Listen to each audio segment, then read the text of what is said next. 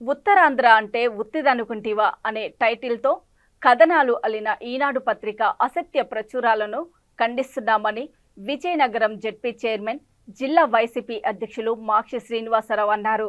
తప్పుడు కథనాలతో ప్రజలను తప్పుదోవ పట్టించలేరని, ఉత్తరాంధ్ర ప్రాంత రైతుల గుండెల్లో వైఎస్ఆర్ జగన్లు ఉన్నారని జెడ్పీ సమావేశ మందిరంలో ఆయన మీడియాతో తెలియజేశారు. అసెంబ్లీ వేదికగా ప్రాజెక్టుల నిర్మాణాలపై అసత్యాలు చెబుతూ ఉంటే సాక్షాత్తు అసెంబ్లీ స్పీకర్ మిమ్మల్ని నిలదీసి పరిస్థితి మర్చిపోయారా అని గుర్తు చేశారు.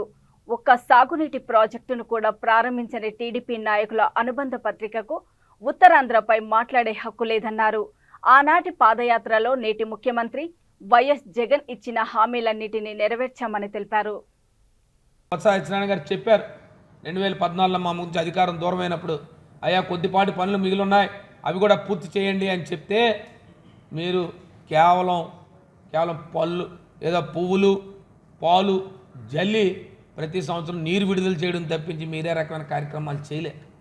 కాబట్టే మళ్ళీ ఈరోజు వారు ముఖ్యమంత్రి అయిన తర్వాత, వారు తనయుడు ముఖ్యమంత్రి అయిన తర్వాత ఈ ప్రాంతానికి మరలా సుమారు 150 కోట్ల రూపాయలతో ఏదైతే ఇంకా దిగునున్న ప్రాంతానికి ఇంకా సాగునీరు అందించాలని చెప్పి ఆలోచన చేస్తే దాన్ని మరలా ఈరోజు దాన్ని టెండర్లు పిలిచి ఆ కార్యక్రమాలను పూర్తి చేసే పరిస్థితి ఇవాళ ఈ ప్రభుత్వాన్ని మా గౌరవ ముఖ్యమంత్రి జగన్మోహన్ రెడ్డి గారిది అని చెప్పి మేము ఘంటాపదంగా చెప్తున్నాను.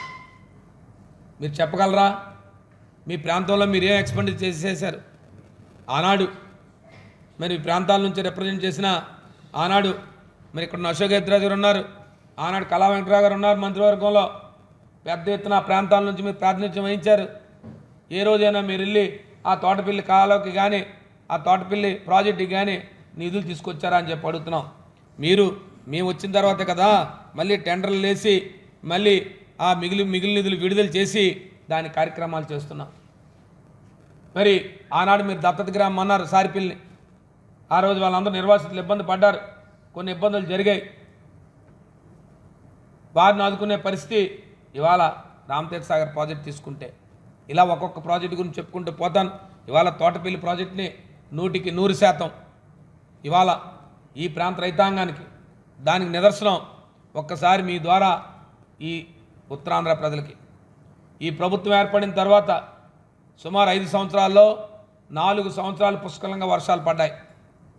మొన్నటి సీజన్లో కొంత వర్షాభావ పరిస్థితులు వచ్చాయి.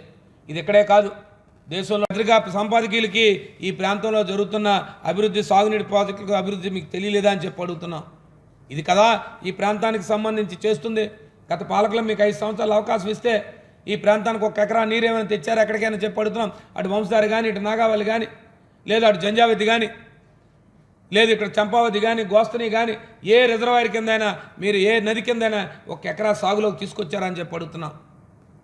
ఇవాళ ఈ రాష్ట్రంలో అత్యధికంగా అనేక రకాలైన ఆర్థిక ఇబ్బందులు ఉన్నప్పటికీ కూడా గౌరవ ముఖ్యమంత్రి గారు ఎట్టి పరిస్థితుల్లో కూడా ఉత్తరాంధ్ర ప్రాంత రైతాంగాన్ని ఆదుకోవాల్సిందే.